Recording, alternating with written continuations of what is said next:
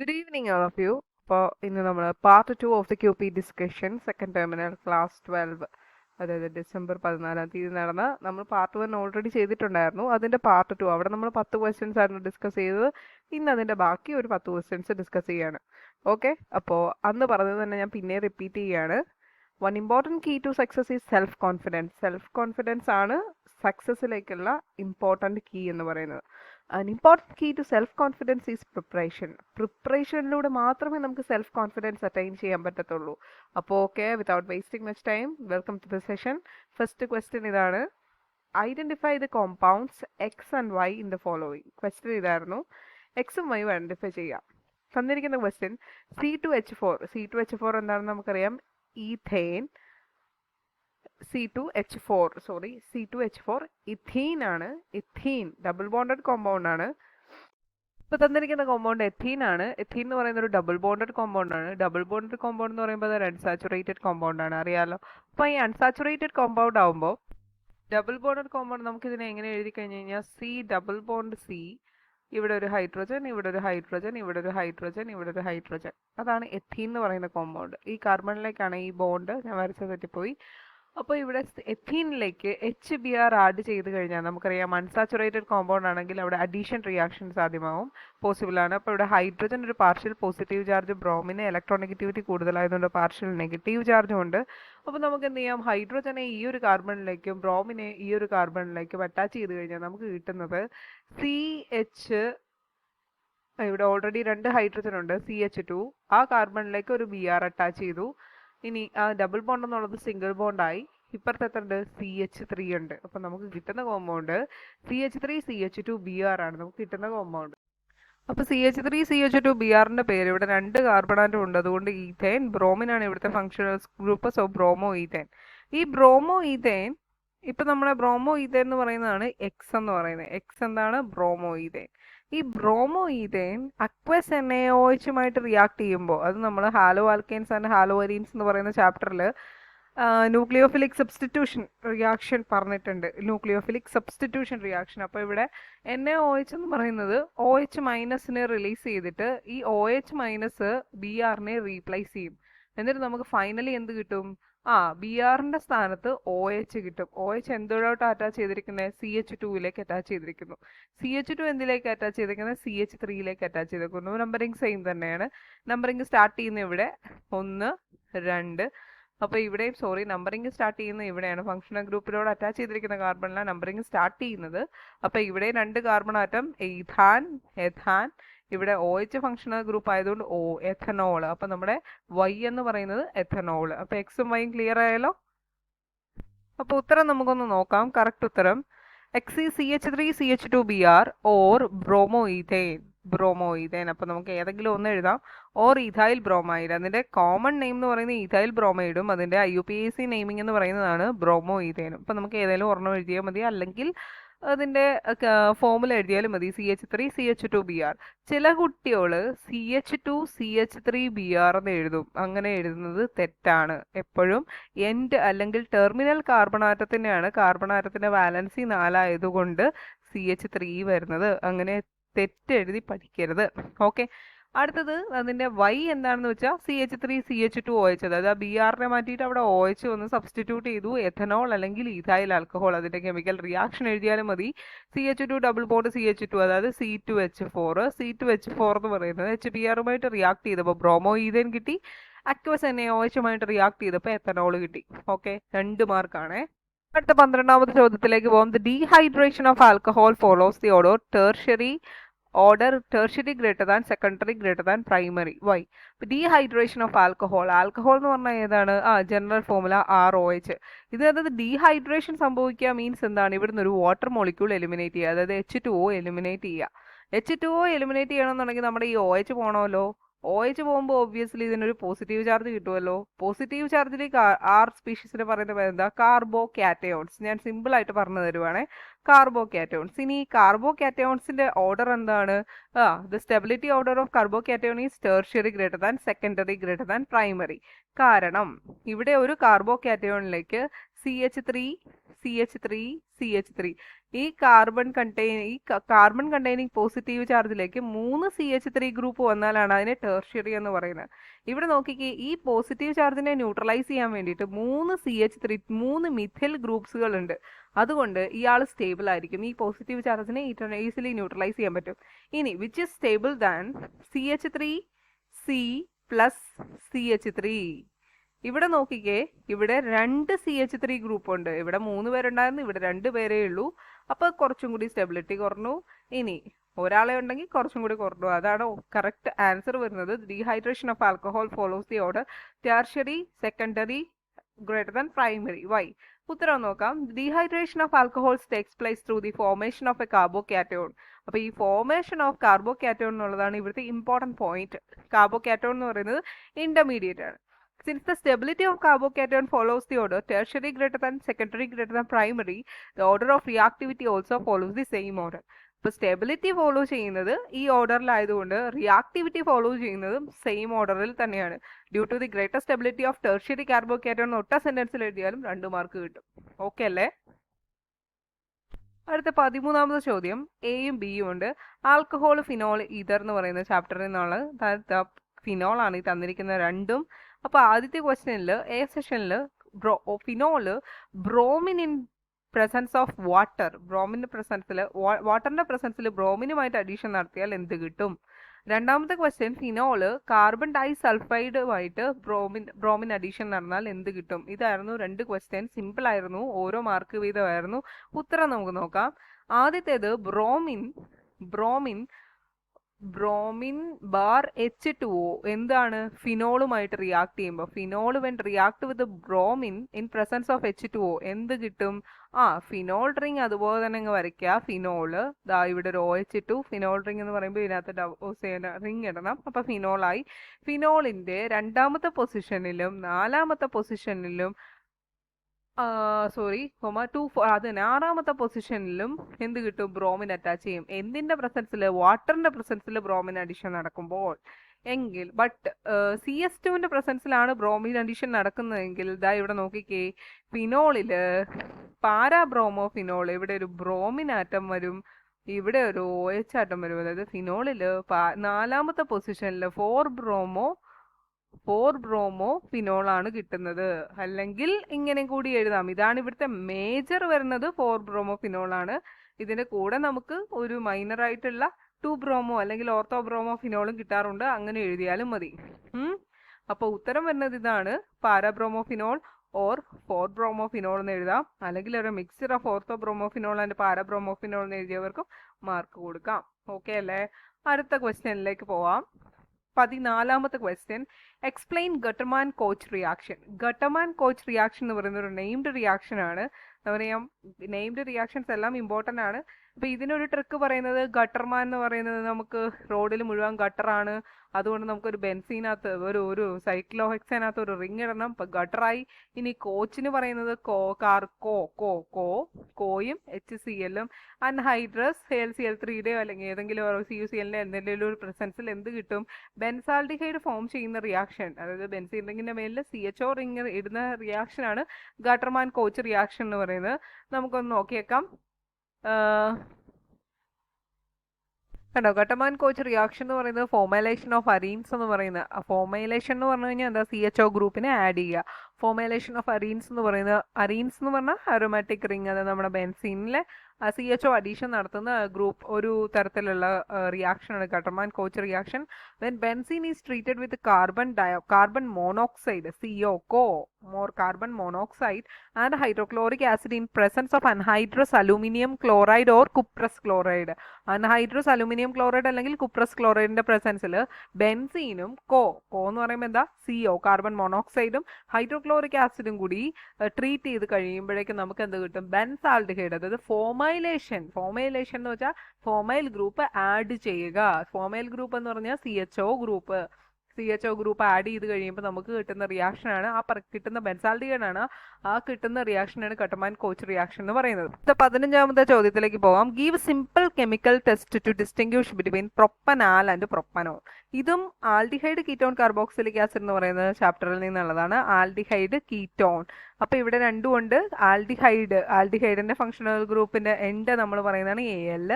ആ കീറ്റോണിന്റെ ആണ് ONE വരുന്നത്. അപ്പോൾ ഒരു ആൽഡിഹൈഡിനെയും കീറ്റോണിനെയും എങ്ങനെ ഡിസ്റ്റിംഗ്വിഷ് ചെയ്യാന്നാണ് ഈ ഒരു ക്വസ്റ്റ്യൻ വന്നിരിക്കുന്നത്. പ്രൊപ്പനാലും പ്രൊപ്പനോണും. പ്രൊപ്പനാൽ എന്ന് പറയുന്നത് ആൽഡിഹൈഡും പ്രൊപ്പനോൺ എന്ന് പറയുന്നത് കീറ്റോണും. അപ്പോൾ നമുക്ക് ഇവിടെ കുറേ ഡിസ്റ്റിംഗ്വിഷിംഗ് ടെസ്റ്റ് നമ്മൾ പഠിച്ചായിരുന്നു. ഏതൊക്കെ? Tollens test, Fehling's test, iodoform test, അങ്ങനെ കുറേ എണ്ണം പഠിച്ചായിരുന്നു. അതിൽ ഏതെങ്കിലും ഒരെണ്ണം എഴുതിയാൽ മതി. നമുക്കൊന്ന് ഡിസ്കസ് ചെയ്യാം.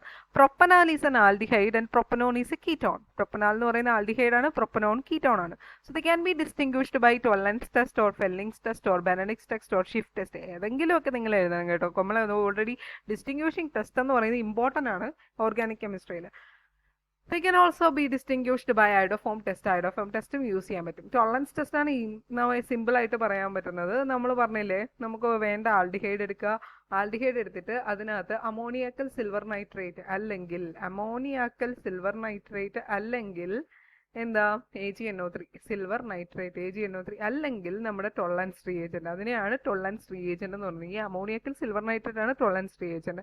അതൊഴിച്ചിട്ട് ഒരു 5 മിനിറ്റ് ചൂടുവെള്ളത്തിനകത്ത്, അതായത് തിളച്ചുകൊണ്ടിരിക്കുന്ന വെള്ളത്തിൽ നമ്മളൊരു ബീക്കർ എടുത്തിട്ട് വെള്ളം വെച്ചിട്ട് അത് തിളയ്ക്കാൻ അനുവദിക്കുക. അതിലേക്ക് നമ്മളൊരു ടെസ്റ്റ് ട്യൂബിലേക്ക് ഈ ആൽഡിഹൈഡും അമോണിയാക്കൽ സിൽവർ നൈട്രേറ്റും കൂടി ഒഴിച്ച് നന്നായി ഷേക്ക് ചെയ്തതിന് ശേഷം അതിലേക്ക് വെച്ച് ഒരു 5 മിനിറ്റ് കഴിയുമ്പോഴേക്കും എന്താ സംഗതി എന്ന് വെച്ചാൽ bright silver mirror is formed.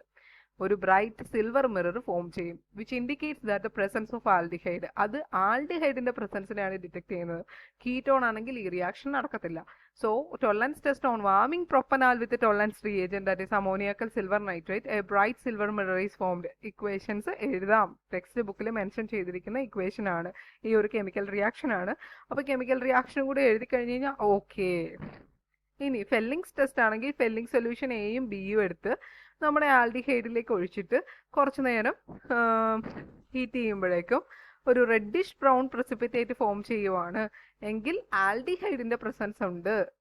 Propanone ഇത് രണ്ടും തരികയില്ല. ഫെല്ലിംഗ് തരികയില്ല, ടോളറൻസും തരികയില്ല. ഇനി ഐഡോഫോം ടെസ്റ്റ് ഉണ്ട്. ഐഡോഫോം ടെസ്റ്റ് നമുക്കിവിടെ CH3 CHO CH3 C double ബോണ്ടോ CH3 ഇതാണ് പ്രൊപ്പനോൺ എന്ന് പറയുന്നത്.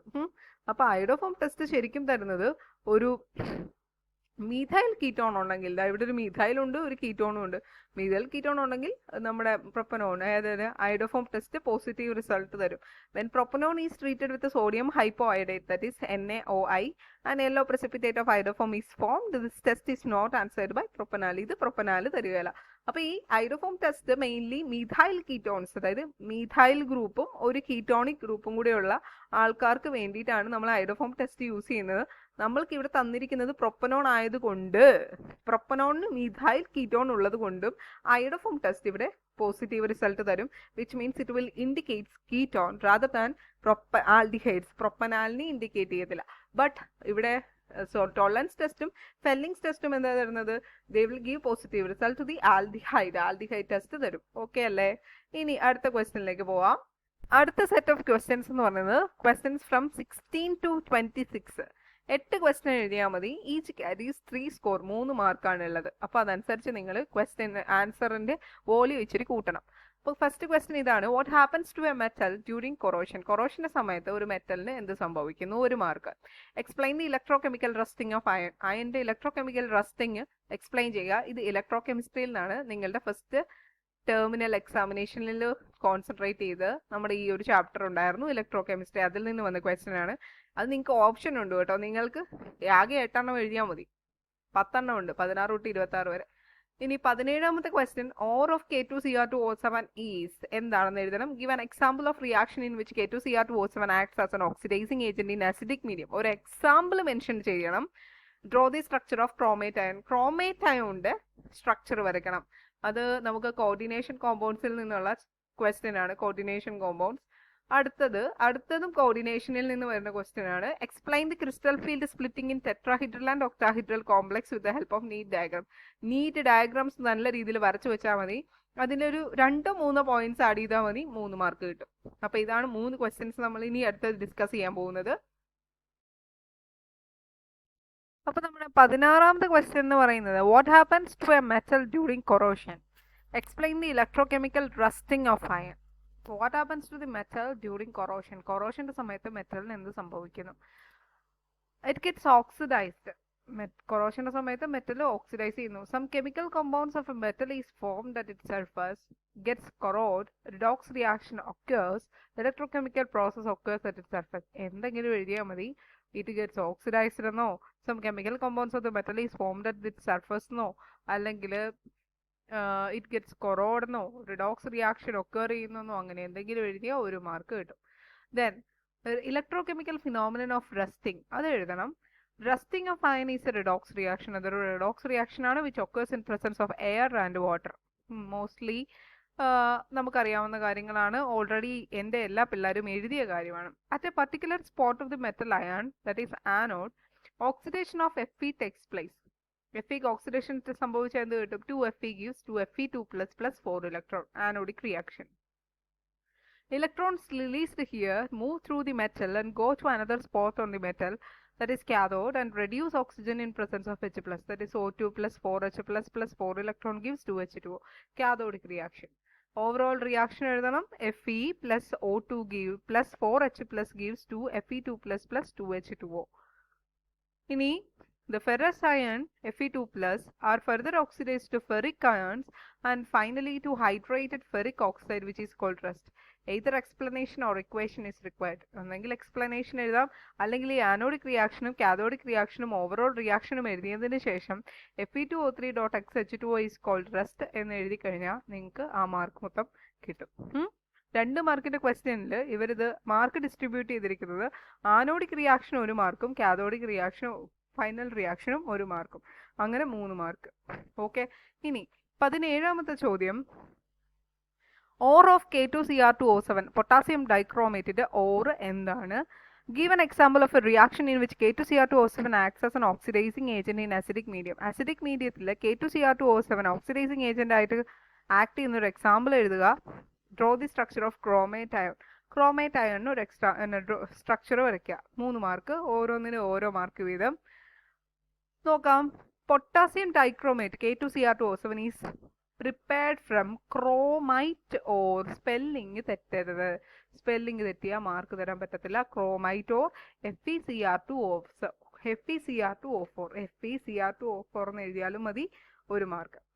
2ാമത്തെ question, K2Cr2O7 in acidic medium oxidizes ferrous salt to ferric salt. ഇപ്പൊ ഇങ്ങനെ എഴുതിയാലും മതി. Fe2 plus 2 Fe3 plus sulfide to sulfur S2 minus 2 sulfur. Tin 2 plus 2 tin 4 plus SN2 plus 2 SN4 plus. ഇനി അതല്ല iodide to iodine I minus 2 I. Okay. ഇതിൽ എഴുതിയാൽ മതി. K2Cr2O7 in acidic medium oxidase. ഇതിൽ ഒരു എക്സാമ്പിളിന് 1 mark. Structure of chromate ion. Chromate അയോണിന്റെ structure chromate CrO4 2 minus CrO4 O 2 minus പുറത്ത്. Structure of chromate ion 2 minus. 17ാമത്തെ ചോദ്യം ഈസി ക്വസ്റ്റ്യൻ ആയിരുന്നു. 18ാമത്തെ ചോദ്യത്തിലേക്ക് പോവാം. 18ാമത്തെ ചോദ്യം, explain the crystal field splitting in tetrahedral and octahedral complexes with the help of neat diagrams. അപ്പോൾ ആ ക്വസ്റ്റ്യൻ ഒരു നീറ്റ് ഡയഗ്രാം വരയ്ക്കാൻ അറിയാലോ. നമുക്കറിയാം ടെട്രാഹിഡ്രലിനും ഒക്ടാഹിഡ്രലിനും തമ്മിലുള്ള വ്യത്യാസം എന്ന് വെച്ച് കഴിഞ്ഞാൽ ടെട്രാഹിഡ്രൽ TD, അതിൽ ജെറൈഡ് എന്ന് പറയുന്ന ടേം ഇല്ല. ജെറൈഡ് എന്ന് പറയുന്ന ടേം ഇല്ല. അതായത് T2G EGക്ക് പകരം നമ്മൾ T2 എന്നും E എന്നുമാണ് റെപ്രസെന്റ് ചെയ്യുന്നത്. ഇനി ഒക്ടാഹിഡ്രൽ OH ആണെങ്കിൽ അതിന് ജെറൈഡ് എന്ന് വെച്ച് കഴിഞ്ഞാൽ സിമെട്രി ഉണ്ട്, ജെറൈഡ് ആണ്. അപ്പൊ ജെറൈഡ് ആണെങ്കിൽ അവിടെ G മെൻഷൻ ചെയ്യണം. അപ്പൊ T2G ഉണ്ട്. ഇത് ജെറൈഡ് അല്ല. ഇവിടെ ജെറൈഡ് ആണ്. അപ്പൊ ഇവിടെ T2Gയും EGയും ഉണ്ട്. ഇനി നമുക്കറിയാം T2G എന്ന് പറയുന്ന ട്രിപ്ലറ്റ് ആണ്. ട്രിപ്ലറ്റ് എന്ന് പറയുമ്പോൾ അത് 3 പേരായിരിക്കും അല്ലെ. EG എന്ന് പറയുമ്പോൾ അപ്പോൾ ഡബിളറ്റ് ആണ്. അവിടെ 2 പേരേ ഉള്ളൂ. ഓക്കെ അല്ലേ. അപ്പൊ ഈ ട്രിപ്ലറ്റ് നമുക്കിപ്പോൾ ഒക്ടാഹിഡ്രലിന്റെ കേസിലാണെങ്കിൽ ഇനി octahedral field d orbital split into 2 T2G and EG 2 split into 2 രണ്ടായിട്ട് സ്പ്ലിറ്റ് ചെയ്യുന്നുണ്ട് T2Gയും EGയും. Energy of EG orbitals is higher than that of T2G orbital. അപ്പോൾ താഴെ T2Gയും വരും, മേളിൽ EGയും വരും.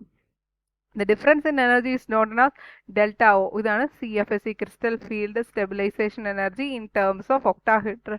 അതാണ് ഈ O സൂചിപ്പിക്കുന്നത്. അപ്പോൾ നമുക്കറിയാം ആദ്യം മെറ്റലിന് മൊത്തം നമ്മുടെ ഡി ഓർബിറ്റൽ 5 ആയിട്ട് ഡിവൈഡ് ചെയ്തിട്ടുണ്ട്. dx² - y² dz² dxy dxz dyz. ആ 4 പേരും average energy of D orbitals in spherical crystal field, അതായത് എന്തിൻ്റെയെങ്കിലും ഒരു പ്രസൻസിൽ, ഏതെങ്കിലും ഒരു ലിഗാൻ്റെ പ്രസൻസിൽ അത് ജസ്റ്റ് ഒന്ന് എക്സൈറ്റഡ് ആയിട്ട് അത് രണ്ടായിട്ട് സ്പ്ലിറ്റ് ചെയ്ത് T2 ജിയും ഇജിയും ആവും. താഴെ നോക്കും മക്കളെ, 3 ഉണ്ട്. T2G എന്ന് പറയുമ്പോൾ ട്രിപ്ലറ്റാ. അതുകൊണ്ട് ഇവിടെ 2/5 ഡെൽറ്റ ഓവും മേളിൽ 3/5 ഡെൽറ്റ ഓ എഴുതുക. ബേരി സെൻറ്റർ ഡിനോട്ട് ചെയ്യുക. dxy dxz dyz ഇവിടെ എനർജി കുറവ്. dx² - y² dz² എനർജി കൂടുതലായിരിക്കും. ഓക്കെ അല്ലേ? ഇതാണ് ഒക്ടാഹെഡ്രൽ ഫീൽഡ് സ്പ്ലിറ്റിംഗ്. ഇതിൻ്റെ നേരെ ഓപ്പോസിറ്റ് ടെട്രാഹെഡ്രൽ. ഇതാ നോക്കിക്കേ, ഇവിടെ ഇ ആണ് മുകളിൽ വരുന്നത്, ഇവിടെ ഇ ആയിരിക്കും താഴെ വരുന്നത്. ഞാൻ പറഞ്ഞു ടെട്രാഹെഡ്രലിൽ ചെറിയുടെ അല്ലാത്തതുകൊണ്ട് ഇയും T2 മാത്രം മെൻഷൻ ചെയ്താൽ മതി. ഇവിടെ T2, അപ്പോൾ നമ്മുടെ ഒബിയസ്ലി ഈ 3/5 എന്നുള്ളത് താഴെ പോവും, 2/5 എന്നുള്ളത് മേളിൽ പോവും. കണ്ടോ, ബാക്കിയെല്ലാം സെയിം തന്നെ. In tetrahedral field, d orbital split into two, T2 and E orbitals. The energy of T2 orbital is higher than that of E orbital. The difference is denoted by delta T. ഇവിടുത്തെ crystal field stabilisation energy in terms of T ആണ്. കണ്ടോ, tetrahedral സ്പ്ലിറ്റിങ്ങും octahedral splitting. ശരിക്കും പറഞ്ഞു കഴിഞ്ഞാൽ ഈ രണ്ട് ഫിഗറും വളരെ കൃത്യമാണെന്നുണ്ടെങ്കിൽ നമുക്ക് 3 മാർക്ക് കൊടുക്കാം. 1.5 ആദ്യത്തേനും 1.5 രണ്ടാമത്തേനും. ഒന്ന് വരച്ച് പഠിക്കണേ, മനസ്സിലാവാത്തവരും അറിയാത്തവരും. വളരെ സിമ്പിളാണ്. ഇതിനെയും റിപ്പീറ്റ് ചെയ്യാവുന്ന ഒരു ക്വസ്റ്റ്യൻ ആണ്. ഇനി അടുത്ത ക്വസ്റ്റ്യനിലേക്ക് പോകാം. 19ാമത്തെ ചോദ്യം. Identify the structure and magnetism of COF6 3- using valence bond theory. ഈ വാലൻസ് ബോണ്ട് തിയറി യൂസ് ചെയ്തിട്ട് നമുക്ക് സ്ട്രക്ചറോ മാഗ്നറ്റിസവും കണ്ടുപിടിക്കാൻ വളരെ എളുപ്പമാണ്. അപ്പോൾ അതിന് നമുക്ക് കൊബാൾട്ടിൻ്റെ അറ്റോമിക് നമ്പർ അറിയണം. അതിനുശേഷം കൊബാൾട്ട്, ആദ്യം അറ്റോമിക് നമ്പർ അറിയണം Z, പിന്നെ എന്താ അറിയേണ്ടത്, ഒന്നാമത്തെ ആറ്റോമിക് നമ്പർ അറിയണം, രണ്ടാമത്തെ അതിൻ്റെ ഓക്സിഡേഷൻ സ്റ്റേറ്റ് കണ്ടുപിടിക്കണം. ഓക്സിഡേഷൻ സ്റ്റേറ്റ് കണ്ടുപിടിച്ച് കഴിഞ്ഞിട്ട് നമ്മൾ ബാക്കി ഹൈബ്രിഡൈസേഷൻ കണ്ടുപിടിച്ച്, നമ്മൾ ഓൾറെഡി 11th പഠിക്കുന്ന പോലെ +1 പഠിക്കുന്ന പോലെ ഹൈബ്രിഡൈസേഷൻ കണ്ടുപിടിക്കും. ഓക്കെ, അപ്പോൾ ഞാൻ ഈ പോർഷൻ ഉപയോഗിക്കുവാണേ ഒന്ന് എളുപ്പത്തിൽ പറഞ്ഞു തരാൻ വേണ്ടിയിട്ട്. കൊബാൾട്ട് ഇപ്പം നമുക്കറിയാം, scandium, titanium, vanadium, chromium, manganese. School ടൈമിൽ വിക്രമൻ, കോഡ് പഠിക്കുകയാണെങ്കിൽ സ്കൂൾ ടൈമിൽ വിക്രമൻ എന്തെടുക്കാൻ പോവാ, ഫീസ് കൊടുക്കാൻ. അപ്പോൾ ഇവിടെ തുടങ്ങുന്നത് 1 എന്നുള്ള നമ്പർ. അപ്പോൾ 21, 22, 23, 24, 25, 26, 27. 27ാമത്തെയാണ് നമ്മുടെ കൊബാൾട്ട്. അപ്പോൾ ശരിക്കുള്ള അറ്റോമിക് നമ്പർ എന്ന് പറയുന്നത് 27. ഇനി ഇതിൻ്റെ ഓക്സിഡേഷൻ നമ്പർ കണ്ടുപിടിക്കാൻ അറിയാലോ. ഇവിടെ നമുക്ക് എന്തിൻ്റെയാണ് കണ്ടുപിടിക്കേണ്ടത്, X എന്ന് എടുക്കുക, പ്ലസ് ഇവിടെ ഫ്ലൂറിൻ എന്ന് പറയുന്ന ഹാലജൻ എന്ന് പറയുന്ന ഗ്രൂപ്പാണ്. അയാൾ നെഗറ്റീവ് ചാർജ് ആണ്, -1 ആണ്. അങ്ങനെ എത്ര പേരുണ്ട്, 6 പേരുണ്ട്. അപ്പോൾ -1 × 6 ഈസ് ഈക്വൽ ടു നമ്മുടെ കോർഡിനേഷൻ സ്ഫിയറിന്റെ മൊത്തത്തിലുള്ള ചാർജ് -3 ആണ്. അപ്പോൾ നമുക്ക് എന്ത് എഴുതാം, X - 6 ഈസ് ഈക്വൽ ടു -3. ഈ -6നെ അപ്പുറത്തേക്ക് കൊണ്ടുവന്നു കഴിഞ്ഞാൽ X ഈസ് ഈക്വൽ ടു +6 - 3, അതുകൊണ്ട് +3 എന്ന് വരും. അപ്പോൾ നമുക്കിവിടെ കൊബാൾട്ടിന്റെ ഓക്സിഡേഷൻ സ്റ്റേറ്റ് എന്ത് വന്നു, അപ്പോൾ ഇവിടെ +3 ആണ് കൊബാൾട്ടിന്റെ ഓക്സിഡേഷൻ സ്റ്റേറ്റ് വരുന്നത്, +3. ഓക്കെ അല്ലേ? അപ്പോൾ നമുക്കിവിടെ കൊബാൾട്ടിന്റെ ശരിക്കും ഗ്രൗണ്ട് സ്റ്റേറ്റ് ഇലക്ട്രോണിക് കോൺഫിഗറേഷൻ എന്ന് പറയുമ്പം നമുക്ക് എന്ത് എഴുതാം, 3D5 അല്ല 3D പറയും കൊബാൾട്ടിന്റെ ഗ്രൗണ്ട് സ്റ്റേറ്റ് ഇലക്ട്രോണിക് കോൺഫിഗറേഷൻ വരുന്നത് 3D7 ആണ്. അപ്പോൾ കൊബാൾട്ട് +3 ഓക്സിഡേഷൻ സ്റ്റേറ്റിൽ വരുമ്പോൾ ഇവിടെ എസിലുള്ള 2 ഇലക്ട്രോണും ഈ ഡിയിൽ 1 ഇലക്ട്രോണും പോയിട്ട് ബാക്കി എത്ര വരും, 3D6 വരും. ഓക്കെ, +3 എന്ന് പറയുമ്പോൾ 3 ഇലക്ട്രോൺ പോയി എന്നാണ് അർത്ഥം. അപ്പോൾ 3 ഇലക്ട്രോൺ പോകുന്ന എവിടത്തേക്കെയാ, ഔട്ടർ മോസ്റ്റ് ഷെല്ലിൽ 2 ഇലക്ട്രോണും പിന്നെയുള്ള നമ്മുടെ 3Dയിൽ നിന്നുള്ള 1 ഇലക്ട്രോണും പോയിട്ട് 3D6 വരും. അപ്പോൾ നമുക്ക് 3Dയിലെ ആദ്യം ഒന്ന് വരയ്ക്കാം. 3Dയിൽ ഡി ഓർബിറ്റൽ 5 ഡീജനറേറ്റ് ഓർബിറ്റൽസ് ആണ്. അപ്പോൾ 3Dയിൽ 5 ഓർബിറ്റൽസ്, അതിൽ 3D6 ആയതുകൊണ്ട് നമുക്ക് 2 എണ്ണത്തിനെ മാത്രം പെയർ ചെയ്തിട്ട് ബാക്കിയുള്ളതിനെ ഓരോന്ന് കാണിക്കാം. അപ്പോൾ നോക്കിക്കേ, ടോട്ടൽ ഇലക്ട്രോൺസ് എന്ന് പറയുമ്പോൾ 1, 2, 3, 4, 5 കഴിഞ്ഞിട്ട് 6. 6ാമത്തെ പെയർ ചെയ്യണം according to the Hund's rule of maximum multiplicity. Pairing occurs only after each orbital is singly occupied അല്ലേ. അപ്പോൾ 3D കഴിഞ്ഞു. 3D കഴിഞ്ഞാൽ പിന്നെ ഉള്ളത് 4s. 4s കഴിഞ്ഞാൽ 4p. 4s എന്ന് പറയുമ്പോൾ S ഓർബിറ്റൽ ഒരെണ്ണേ ഉള്ളൂ. 4p എന്ന് പറയുമ്പം 3 ഓർബിറ്റൽ ഉണ്ട്. ഇനി അപ്പോൾ 3D ഓർബിറ്റൽ. ഇനി നമുക്ക് വേണ്ടത് ആരാ, ഫ്ലൂറിൻ ആണ്. ഫ്ലൂറിൻ എന്ന് പറയുന്ന ആള് നമുക്ക് വേണ്ടത് ആരാന്നല്ല, ഇവിടുത്തെ ലിഗാൻഡ് ആരാ? ഫ്ലൂറിനാണ് ഇവിടുത്തെ ലിഗാൻഡ്. ഈ ഫ്ലൂറിൻ എന്ന് പറയുന്നത് ഒരു weak field ligand. Weak field ligand ആയതുകൊണ്ട് തന്നെ ഇവിടെ പെയറിംഗ് ഒന്നും നടക്കത്തില്ല. അതുകൊണ്ട് ഫ്ലൂറിൻ ചുമ്മാ വന്നങ്ങോട്ട് ഇരിക്കത്തേ ഉള്ളൂ. അപ്പൊ ഇവിടെ നോക്കിക്കേ, ഇവിടെ എത്ര ഫ്ലൂറിനുണ്ട്? 6 ഫ്ലൂറിനുണ്ട്. 6 ഫ്ലൂറിന് ഇരിക്കാൻ വേണ്ടിയിട്ട് നമുക്ക് 6 ഓർബിറ്റൽ വേണം അല്ലെ? 6 ഓർബിറ്റൽ വേണം. അപ്പൊ ഇവിടെ ഒരു ഓർബിറ്റൽ ഉണ്ട്, 2 ഉണ്ട്, 3 ഉണ്ട്, 4 ഉണ്ട്. അപ്പോൾ 4 ഉള്ളൂ ഇവിടെ. അപ്പൊ നമുക്ക് അടുത്തതും കൂടി എടുക്കണം. 4D നമുക്കറിയാം 5 എണ്ണം ഉണ്ട്. അപ്പൊ 4Dയിലെ ഈ 2 എണ്ണം കൂടെ എടുക്കണം. അപ്പൊ ഈ എസും 3Pയും ഈ 2Dയും കൂടെ ചേർന്നിട്ട് നമുക്ക് sp3d ഹൈബ്രിഡൈസേഷൻ ആണ് ഇവിടെ നമ്മുടെ COF63- തരുന്ന ഹൈബ്രിഡൈസേഷൻ എന്ന് പറയുന്നത് sp3 ഹൈബ്രിഡൈസേഷൻ ആണ്. അതായത് ഒക്ടാഹിഡ്രൽ ജോമെട്രിയാണ്, ഒക്ടാഹിഡ്രൽ സ്ട്രക്ചർ ആയിരിക്കും വരുന്നത്. ഇനി ഇതിന്റെ മാഗ്നറ്റിസം കൂടെ ക്വസ്റ്റ്യന് ചോദിച്ചിട്ടുണ്ട്, സ്ട്രക്ചർ ആൻഡ് മാഗ്നറ്റിസം. ഇപ്പോൾ sp3d ഹൈബ്രിഡൈസേഷൻ ആണ്, ഒക്ടാഹിഡ്രൽ ആണ്. മാഗ്നറ്റിസം പറയുമ്പോൾ ഇവിടെ നോക്കിക്കേ മക്കളെ, ഒരാള് വെറുതെ ഒറ്റയ്ക്ക് നിൽക്കുന്ന എത്ര പേരുണ്ട്? 1 2 3 4 പേര് ഒറ്റയ്ക്ക് നിൽക്കുക. അതായത് പാരാമാഗ്നറ്റിക് ആണ് നേച്ചർ. 4 പേര് ഒറ്റയ്ക്ക് നിന്ന്, എല്ലാം പെയർഡ് ആണെങ്കിൽ ഡയമാഗ്നറ്റിക്, സിംഗിളി ഒക്കെ പെയർഡ് ആണെങ്കിൽ പാരാമാഗ്നറ്റിക്. പിന്നെ മാഗ്നറ്റിസം പറയുന്നത് പാരാമാഗ്നറ്റിക് നേച്ചർ ആണ്. ഇനി നിങ്ങൾക്ക് മാഗ്നറ്റിസം എന്തോരം ഉണ്ടെന്ന് കണ്ടുപിടിക്കണമെങ്കിൽ നമ്പർ ഓഫ് അൺപെയർഡ് ഇലക്ട്രോൺസ് എത്രയാണ് ഇവിടെ? 4. അതുകൊണ്ട് തന്നെ √(n+2) എത്ര വരും? √4 × 4+2 എന്ന് പറയുന്നത് 5, ഓൾമോസ്റ്റ് 5 ബോർ മാഗ്നറ്റോൺ വരും. അതും വേണമെങ്കിൽ കണ്ടുപിടിക്കാം. ഓക്കെ, ഇനി ഇതിന്റെ ആൻസർ കീയിൽ എന്താണ് തന്നിരിക്കുന്നത് നോക്കട്ടെ. ആൻസർ കീയിൽ തന്നിരിക്കുന്ന ഇത്രയും കാര്യങ്ങൾ തന്നെയാണ്. പ്രസൻസ് ഓഫ് അൺപെയർഡ് ഇലക്ട്രോൺ ഉണ്ട്, പാരാമാഗ്നറ്റിക് ആണ്. ഇവിടെ നോക്കിക്ക് sp3d2 ഹൈബ്രിഡൈസേഷൻ ആണ്. sp3d2 ഹൈബ്രിഡൈസേഷൻ ആണ്. sp3d2 ഹൈബ്രിഡൈസേഷൻ ആണ്. കോംപ്ലക്സ് ഒക്ടാഹിഡ്രൽ ആണ്. ബാക്കിയുള്ളതെല്ലാം നമ്മൾ പറഞ്ഞ പോലെ. ഇത് വളരെ എളുപ്പമാണ്. വാലൻസ് ബോണ്ട് തിയറി എന്ന് പറയുന്ന സംഗതി യൂസ് ചെയ്ത് കണ്ടുപിടിക്കാൻ വളരെ എളുപ്പമാണ്. നിങ്ങൾ ആകെക്കൂടി മെയിനായിട്ട് ഇതിൽ പഠിക്കേണ്ടത്, സ്കൂൾ ടൈമിൽ വിക്രമൻ ഫീസ് കൊടുക്കാൻ നീക്കുന്നു സങ്കടപ്പെട്ട്. ഇവിടെ 21 തുടങ്ങും, 30 അവസാനിക്കും. ഇനി ഇതിന്റെ ഇതും കൂടെ പറഞ്ഞു തരാം. 3d1 ആണ് തുടങ്ങുന്നത്. 3d1 വ്യത്യാസമുള്ളത് 2 പേര്, ക്രോമിയവും കോപ്പറും. അവിടെ മാത്രം 3d5 ആയിരിക്കും. 3d5 ശരിക്കും വരേണ്ടത് 3d4 ആണ്. ഇവിടെ 3d5 ഇവിടെയാണെങ്കിൽ 3d10 വരും. 2 വ്യത്യാസമുള്ള 2 ആൾക്കാരുണ്ട്, കോപ്പറും ക്രോമിയവും. ബാക്കിയെല്ലാം ഇത് 3d1 3d2 3d3 3d5 അങ്ങനെ ഓക്കെ അല്ലേ? അപ്പൊ ഇത് നിങ്ങൾ പഠിച്ചു വെക്കണം, വളരെ ഇമ്പോർട്ടന്റ് ആണ്. അടുത്ത നമ്മുടെ 20ാമത് ചോദ്യമാണ്, ഇന്നത്തെ ലാസ്റ്റ് ചോദ്യമാണ്. അടുത്ത് വരുന്ന ഒരു 11 ചോദ്യമുണ്ട്, 31 ക്വസ്റ്റ്യൻസ് ഉണ്ടായിരുന്നു ആക്ച്വലി. അത് നമുക്ക് അടുത്ത പാർട്ടിൽ ഡിസ്കസ് ചെയ്യാം, അല്ലെങ്കിൽ ഭയങ്കര ലെങ്തി ആയി പോകും. അപ്പോൾ 21ാമത്തെ ചോദ്യം, why geometrical isomerism is not possible in tetrahedral complex having 2 different types of unidentate ligand coordinated with central metal ion. 2 mark. രണ്ടാമത്തെ draw the cis and trans isomer of Ma2B2. Ma2B2 എന്ന് പറയുന്നത് സിസ് isomer നമുക്ക് ഇപ്പം തന്നെ പറയാം. ഒരു M ഉണ്ട്, 2 A ഉണ്ട്, 2 A, പിന്നുള്ളത് 2 B ഉണ്ട്, 2 B. ഓക്കെ അല്ലേ? ഇത് എമ്മുമായിട്ടാണ് ബോണ്ട് ഫോം ചെയ്തത്. ഞാൻ എപ്പോഴും വരയ്ക്കും ഇങ്ങനെയാണല്ലോ.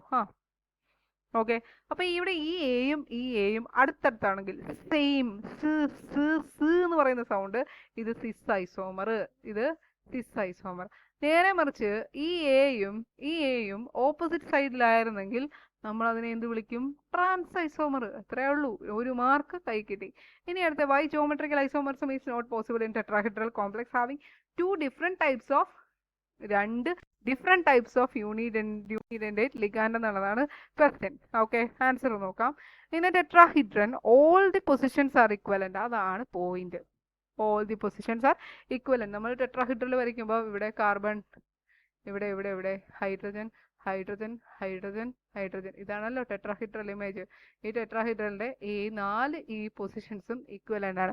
So the relative positions of the ligands are same with respect to each other. അതുകൊണ്ട് ഓരോ പൊസിഷനും മറ്റൊരാളെ കമ്പയർ ചെയ്യുമ്പോൾ ഒരേ അളവിലും തൂക്കത്തിലും ഒക്കെയാണ്. Hence tetrahedral complex do not show geometrical isomerism. അതുകൊണ്ട് തന്നെ ഇവർ ജോമെട്രിക്കൽ ഐസോമറിസം കാണിക്കാല. അപ്പോൾ ഇന്നത്തെ 10 ചോദ്യങ്ങൾ മനസ്സിലായെന്ന് വിചാരിക്കുന്നു.